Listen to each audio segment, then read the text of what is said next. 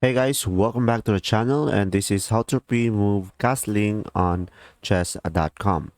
So guys, first thing that you will do is simply go to chess.com, and guys, if you are using an app or mobile device, it will be just the same process, so just simply follow along.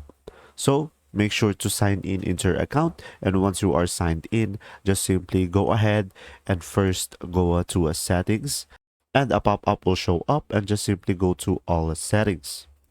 And from here, guys, just simply go ahead and go to live chess over here.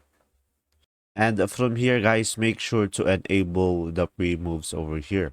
So make sure to enable this. And now just simply go ahead and try it out. So let's say I'm gonna go for play bots. And guys, from here, as you can see, I am playing with a bot.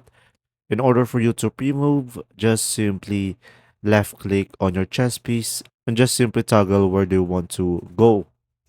And that's simply about it. If this video was helpful, please like and subscribe, and thanks for watching. See ya!